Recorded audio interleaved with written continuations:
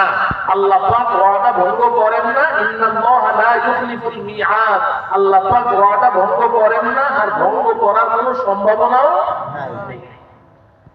আল্লাহ পাক বলেন বান্দা তোমরা দুইটা কাজ করো। এক নাম্বার মান আমিলা সলিহা,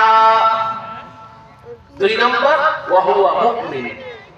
এক নাম্বার হলো এই বান্দা বান্দীরা, এই নারী পুরুষরা, তোমরা আমলে সালেহ করো। বলেন আমলে সালেহ, বলেন আমলে সালেহ, আমলে সালেহ।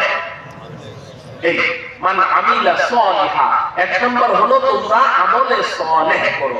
দুই নাম্বার হলো ওয়া হুয়া মুমিন, ঈমানের সাথে করো। দুই নাম্বার কি? ঈমানের সাথে করো। এক নাম্বার কি? আমলে সালেহ করো। বলেন না, এক নাম্বার কি? আমলে সালেহ করো, বলেন আমলে সালেহ করো, আমলে সালেহ, শব্দটা মনে রাখবেন। এক নাম্বার কি? আমলে সালেহ, আমলে সালেহ। দুই নাম্বার ঈমানের সাথে করবে।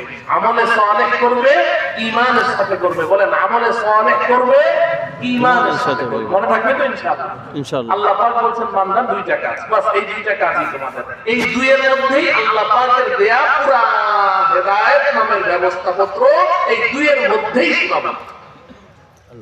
এক নাম্বার কি? বলেন বলেন আমলে সালেহ করতে হবে। দুই নাম্বার কি? ঈমানের সাথে করতে হবে। আল্লাহ রাব্বুল আলামিন আমাদেরকে এই দুই কাজ যথাযথভাবে আল্লাহ খুশি হন মতো আমাদেরকে করার তৌফিক দান করেন।